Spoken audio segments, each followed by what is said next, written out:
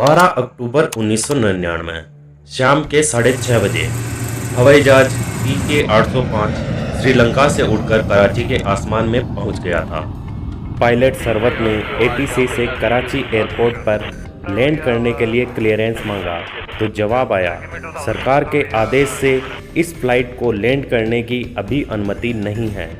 Pilot ये सुनकर चौंक गया। थोड़ी देर बाद फिर अनुरोध किया।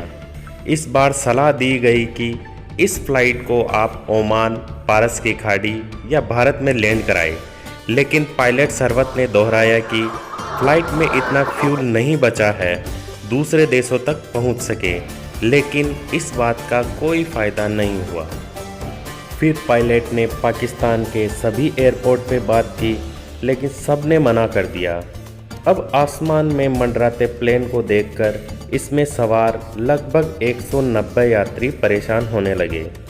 इसी फ्लाइट में एक यात्री और थे, पाकिस्तान के army chief Pervez Musharraf cockpit में घुस गए और पायलट को दुबई में बात करने के लिए कहा। दुबई से इस पूरी घटना की खबर कराची में आर्मी हेडक्वार्टर पर जनरल उस्मानी के पास पहुंची। सर आवाज बोल रहा हूँ। सर जनरल साहब यहाँ है, 805 मस्ट लैंड हियर सर, आप इनसे बात करेंगे। उस्मानी मुशर्रफ के खासम खास थे। वे तुरंत सेना की कमांडो टीम के साथ कराची एयरपोर्ट पर पहुंचे और एयरपोर्ट को घेर लिया।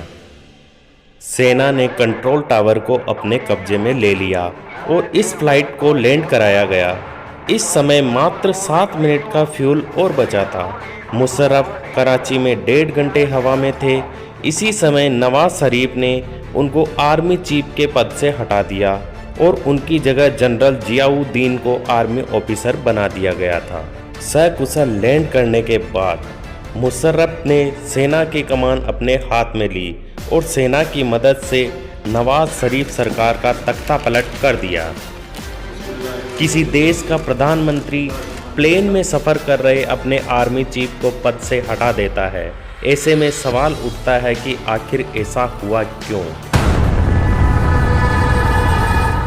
तो कहानी शुरू होती है 1999 के मई महीने से, जब पाकिस्तान आर्मी ने भारतीय सैनिकों पर हमला बोल दिया।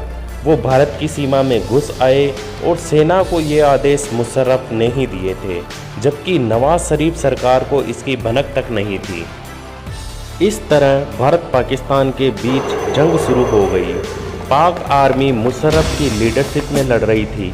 इधर भारतीय सेना ने जवाबी कार्रवाई शुरू कर दी।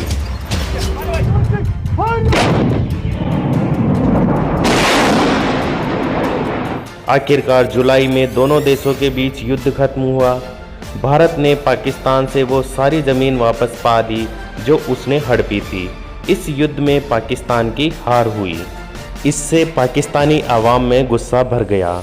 किसी भी तरह सेना इस हार का दोष नहीं लेना चाह रही थी। दूसरी ओर सरकार ने इससे पल्ला झाड़ लिया और पूरा दोष आर्मी पर लगाया। कुछ दिनों में विवाद और बढ़ गया। सितंबर आते आते ऐसा माना जा रहा था कि नवाज शरीफ मुशर्रफ को बर्खास्त कर देंगे। मुशर्रफ को इसका अंदेशा था, इसलिए उसने सेना में अपने सहयोगियों से पहले ही बातचीत कर ली और आगे की प्लानिंग कर ली थी। जब 12 अक्टूबर को हवा में रहते उनको बर्खास्त किया गया तो आर्मी एक्टिव हो गई और कराची एयरपोर्ट को अपने कब्जे में ले लिया।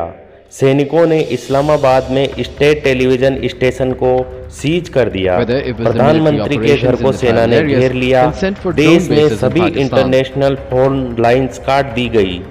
कुछ समय बाद टीवी पर आर्मी का क्लासिकल म्यूजिक साउंड ट्रैक चलाया गया। इस तरह बिना खून खराबे के पाकिस्तान में मिलिट्री शासन लागू हो गया। 14 अक्टूबर को परवेज मुशर्रफ टीवी पर आए और इमरजेंसी की घोषणा के साथ ही एक आदेश भी दिखाया, जिसमें पाकिस्तान के संविधान को अमान्य घोषित किया गया, संसद को भंग कर दिया गया, बस राष्ट्रपति के पद को बनाए रखा गया। अक्टूबर 1999 से मई 2000 तक मुशर्रफ आर्मी चीफ की हैसियत से देश पर शासन चलाते रहे। जून 2001 में राष्ट्रपति रफीक तरार को हटाकर खुद राष्ट्रपति बन गए और 2008 तक मुशर्रफ ही पाकिस्तान के राष्ट्रपति रहे। major project,